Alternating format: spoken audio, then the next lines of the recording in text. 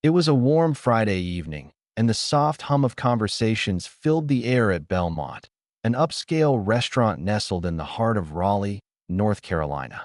The clinking of glasses, the rhythmic steps of servers, and the faint strains of jazz from a corner piano created an ambience of quiet sophistication. Amid the orchestrated chaos of fine dining, Amelia Carter moved seamlessly between tables, balancing plates with the grace of someone who had spent years perfecting the art.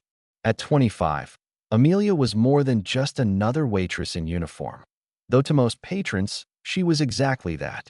Inside, she carried dreams far greater than the walls of Belmont.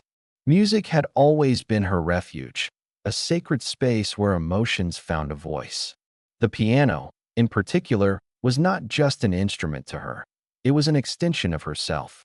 But dreams didn't pay the bills, and working long shifts at Belmont was a necessity, a stepping stone toward the music academy she longed to attend.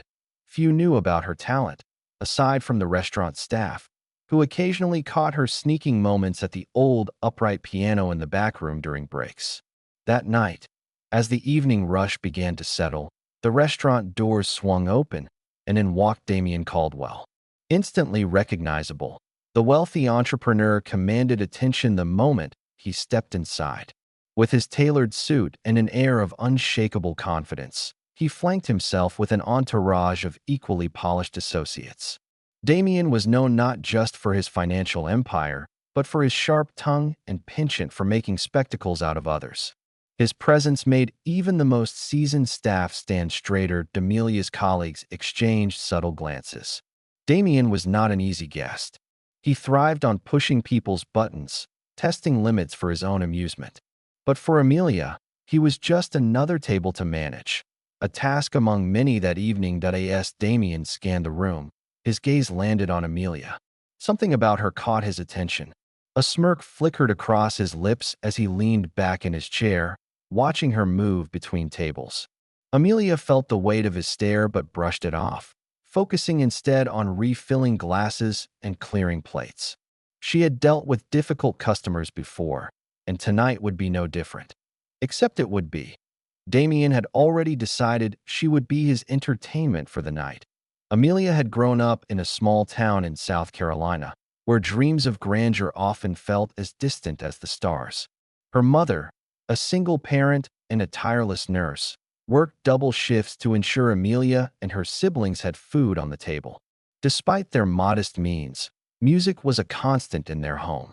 Her mother's old vinyl records and an out-of-tune piano gifted by a neighbor were the seeds of Amelia's love for melody. That piano became her escape. While other kids played outside, Amelia spent hours teaching herself to play, mimicking songs from the radio before venturing into classical pieces she found in secondhand music books. Her talent didn't go unnoticed.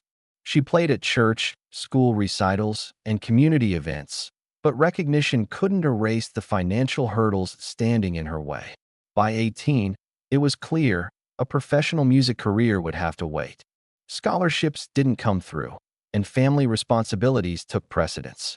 Amelia packed away her concert ambitions and replaced them with the practicality of earning a living. But she never entirely gave up. Music was more than a dream. It was her identity. When she moved to Raleigh, Amelia sought a job at Belmont, not just for the paycheck, but for the grand piano in the corner of the restaurant. Even though she rarely had time to play, just knowing it was there gave her comfort. Music hadn't left her. It was simply waiting. That night, as Damien and his entourage settled into their seats, Amelia approached their table, balancing a tray with practiced ease.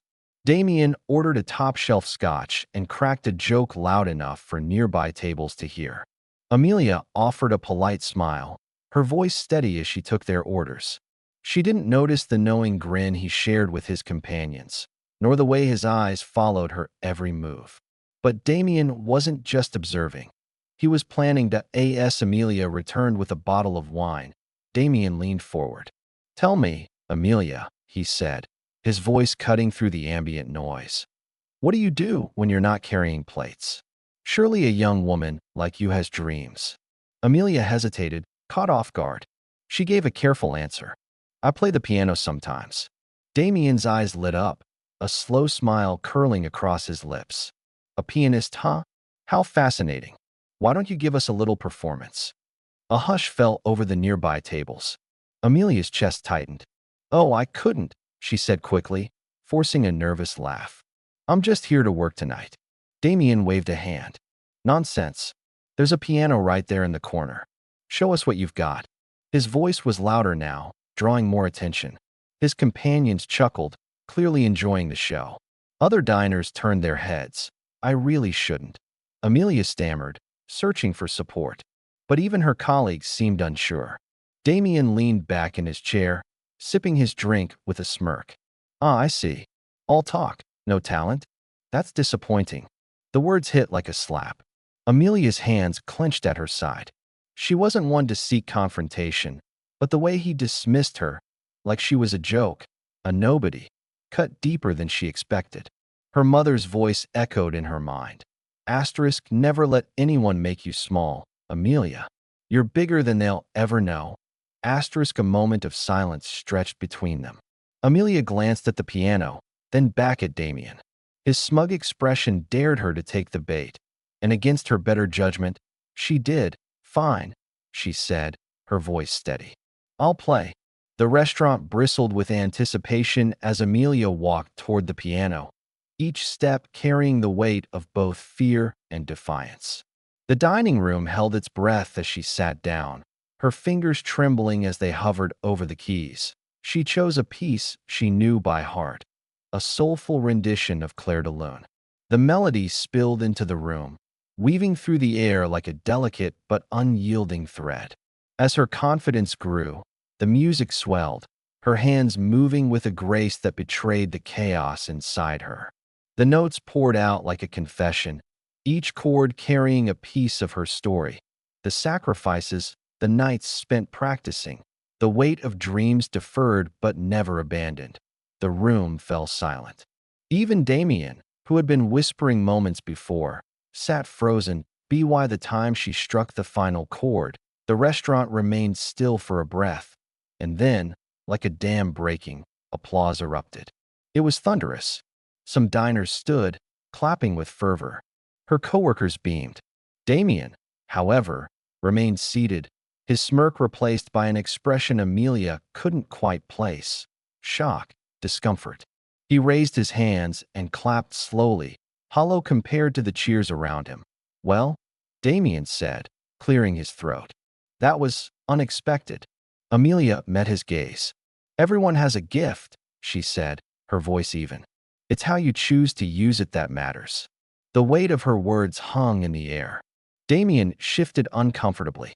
The power dynamic had shifted entirely as Amelia returned to work.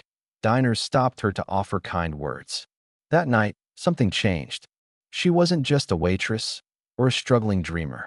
She was an artist, and nothing, not Damien Caldwell, not fear, not financial struggles, could take that away from her.